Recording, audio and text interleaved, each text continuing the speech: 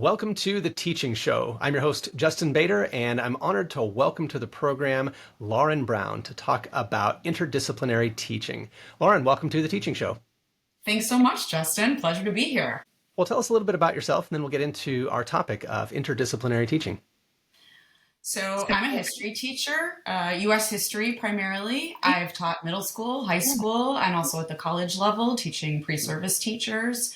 And now I'm writing on Substack and putting those 20 plus years in the classroom to work to help other teachers teach history ways that are more meaningful and memorable for their students.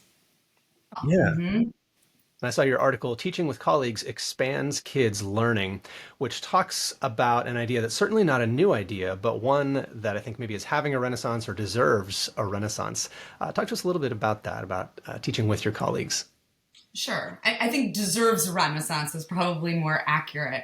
So my first year of teaching, I actually did not teach US history. I taught like world geography, and I worked with a team of teachers. I was the newbie and everyone else was more experienced. And so we did this big interdisciplinary unit. The first one we did, the science teacher had initiated it.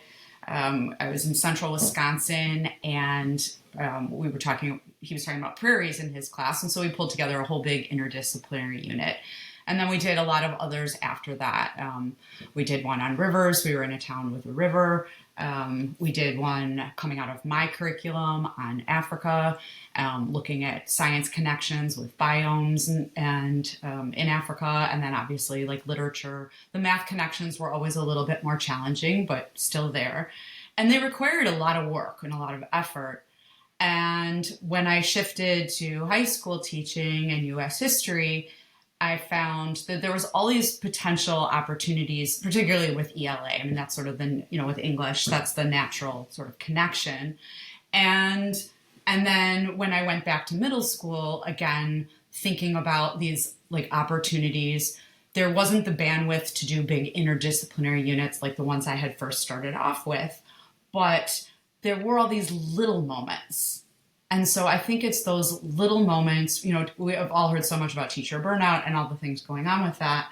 It's a big ask to put together interdisciplinary units, but even in these very small ways, we can start that process and then see where that takes us. Yeah, and you've seen some remarkable response from students, even if the connection was fairly small. How do students respond when they see connections between classes? So yeah, that's what led me to this. There was this moment, I could count on it every year when I was teaching about World War II and US entry into the war and what was going on in Europe at the time and how did Americans respond to that. And I had, made a brief mention of the Spanish Civil War, and like clockwork. There would be a student or two or three in every class who would say, "Oh my God, Ms. Brown, we did a whole thing on that, and Ms. So-and-so's class in Spanish." And it was like all of a sudden what I was saying mattered and it was real. And anyone who's ever taught, in any grade, when you have a student who maybe something with their parents or they were reading a book and they read or hear about something that you had talked about in class. They're so excited. Have you had that experience where kids are like, "Oh my God, Ms. Brown, we were at the, such and such museum, or my grandmother was talking about blah, blah, blah. And she mentioned like that book that you had talked about in class," or, and they're excited to share that. And that was what I saw happen when, like I mentioned, the Spanish Civil War, or when I was teaching about a certain poem, like The White Man's Burden by Rudyard Kipling is a classic poem that you talk about when you're talking about US imperialism. And students who, had been moaning and groaning, I heard them, in advisory class or, in the moments before class complaining about their poetry unit in ELA. And then all of a sudden we're doing this poem and you could see them kind of like strutting in their seats a little to sort of share things like metaphor and simile and patterns and rhyming things that they had learned about in ELA. So this subject that was maybe boring or isolated in ELA, all of a sudden when they saw, oh, that's a real thing, analyzing poems, because now this other teacher in another class is talking about it. Or when we do, Emma Lazarus, The New Colossus, a classic poem, when you're talking about immigration, the one that's on the Statue of Liberty.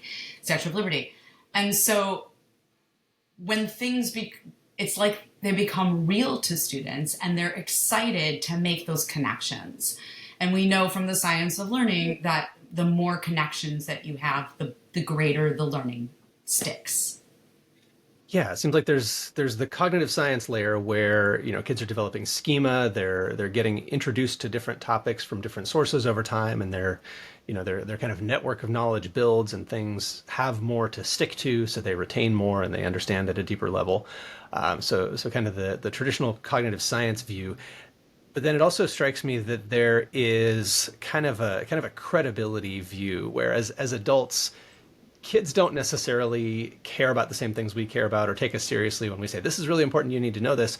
But when they hear somebody else talk, even if it's another adult that they would see the same way, if they have multiple adults, seemingly independently bringing up, hey, this is an important thing, this is an important skill, this is an important, topic to be knowledgeable about, that creates some sort of credibility with them that I just don't think we can reproduce any other way.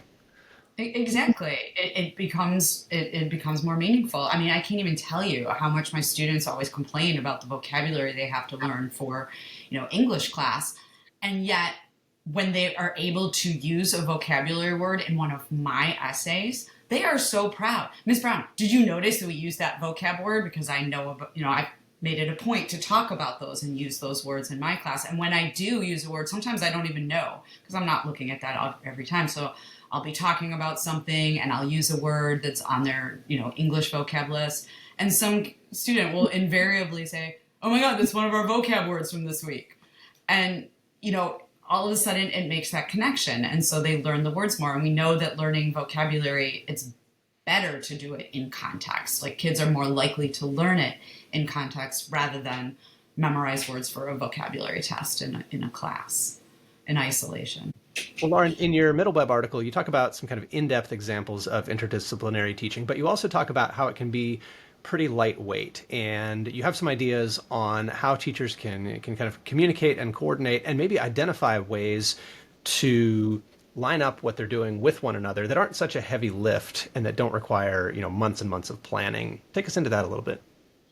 Yeah, so I was thinking about it and how much work it was to create those interdisciplinary units that I did as a young teacher, and recognizing how challenging it is, particularly if you work in a larger school that's very departmentalized, it can be very difficult.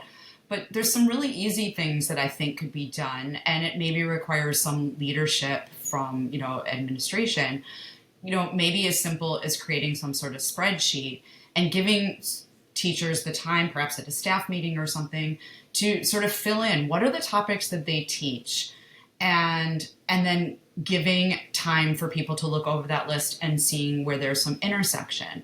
So for example, is there anything I do in my US history curriculum that ever mentions a piece of music ever? Like, is there something that the music teacher, the chorus teacher or the band teacher or somebody could use there? And, just think about that. And of course there are, when you get to the jazz age in the 1920s, or if you're doing slave spirituals or things like that. And then maybe, you write that down, and then the music teacher looks and is like, slave spirituals, I'm not sure what I could do with that. But like, oh, the jazz age, there's that one piece that we play in band, blah, blah, blah. And, same as it is with art, with science. I think in my article, I had pointed out something about Booker T. Washington and Tuskegee University and the Tuskegee experiments, and students were really excited when they heard about something like that in science class. So, is there anything that, say a Spanish teacher does that has anything to do with history? Oh, well, I do this thing about the Spanish Civil War. Or I'm the French teacher and I have my students do a little bit about French history. And so that might intersect the French and Indian War or Napoleon or the French Revolution. And, and maybe they don't know, but they know it has something to history, it has to do with history. And then I'm looking at it and I see, oh, well, sure, when we talk about the American Revolution and then afterwards and these ideas about freedom and liberty, then I can remind them about, the French Revolution. And then, you can add dates to those things too, so that teachers can make it a point. And then maybe at several points throughout the year of allowing space or time in a staff meeting for people to look on that and make connections and have time to talk to each other. we don't have a lot of time during the school day to run down the hall necessarily and talk to the Spanish teacher. But if there's set aside time in a department meeting where people can have those conversations, then maybe they can happen. It's not going to happen completely organically, but if you give them the time and the space to do it at a staff meeting, then maybe you can. Yeah, absolutely. As simple as a little bit of time, a Google Doc spreadsheet, something like that, where people can coordinate. I'm also thinking about not only topics like wars and history and things like that, but also some of the skills. If we're teaching in language arts or math, at certain times of year, sometimes we want raw material or real examples to use. And on the other hand, in other content areas, we want to know when the students are learning these skills. When are they learning about perimeter, so that I can use that in my class a bit, knowing that it's not going to probably be a months long collaboration. We're not going to do an interdisciplinary unit on perimeter and farming or something, but little connections can go a long way, I think, for kids. Yeah.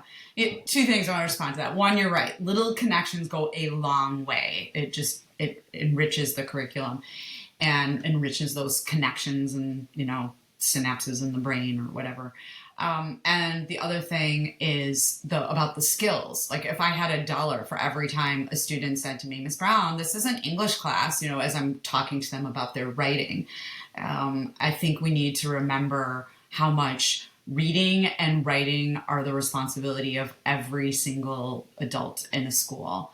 And so, if we have common language about how we do that, I've really loved The Writing Revolution by Judith Hackman and Natalie Wexler that talk about ways that you can write. And these are things that are really accessible to every discipline. And so, and I have a Middle Web article on that too, maybe you can link to in the show notes, about using words like but, because, and so, and talking about appositives. And these are grammar terms that it's not that we care if students know what a certain part of speech is, but that we understand how it enriches their writing.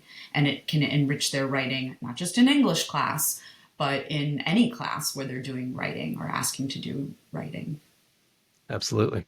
Absolutely. Love it. Well, Lauren, if people want to find your writing, where's your Substack and how can they find you there?